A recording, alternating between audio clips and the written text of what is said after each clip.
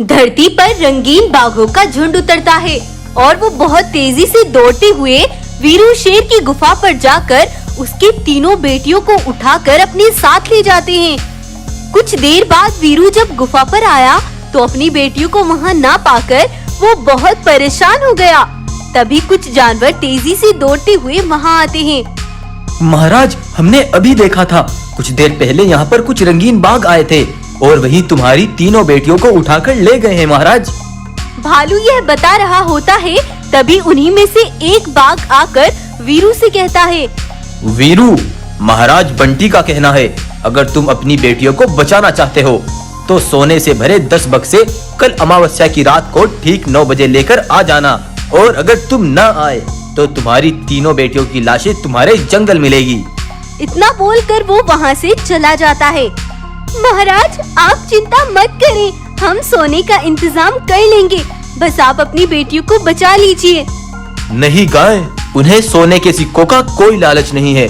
वे चाहते हैं मैं अमावस्या की रात को उनके जंगल में रहूं और वे मेरी कीमती मणि को उठा ले जाए। दरअसल कुछ साल पहले एक बूढ़े शेर ने वीरू को एक जादुई मणि देते हुए कहा था, बेटा, ये कोई साधारण मणि नहीं है, ये बहुत शक्तिशाली है।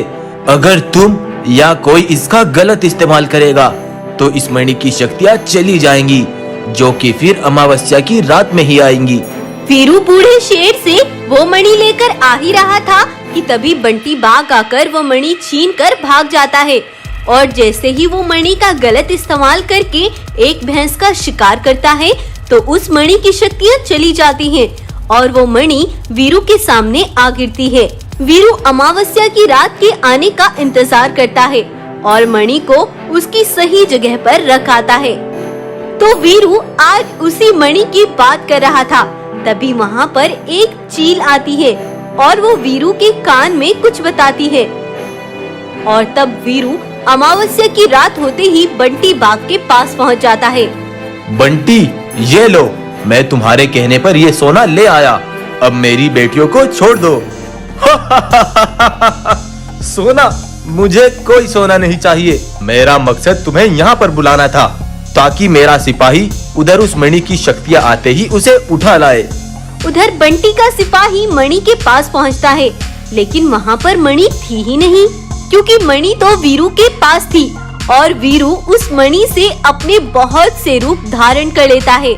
यह देख बंटी के तो पसीने निकल आते हैं। दरअसल जब वो चील वीरू के पास आई थी तो उसने वीरू से कहा, महाराज, जो शक्तियाँ मणि के अंदर अमावस्या की रात को आनी थी वो आज ही आ चुकी हैं। ना जाने ये करिश्मा कैसे हुआ। इसीलिए वीरू बिना डरे बंटी के पास चला आया था। ऊपर वाला भी हमेशा उन्हीं का साथ देता है जो सही रास्ता चुनते हैं और सच्चाई का साथ देते हैं, ना कि तुम जैसे दुष्ट का। वीरू उसके सिपाहियों पर हमला बोल देता है और सबको धूल चटा देता है और फिर अपनी तीनों बेटियों को आजाद कराकर अपने जंगल ले आता है और फिर से सब कुछ ठीक हो जाता है। इस तरह वीरू ने अपनी तीनों बेटियों के साथ जादुई मणि की भी रक्षा की। तो आपको ये कहानी कैसी लगी हमें कमेंट करके जरूर बताएं। वीडियो पसंद आई हो तो लाइक, शेयर और सब्सक्राइब करना ना भूलें।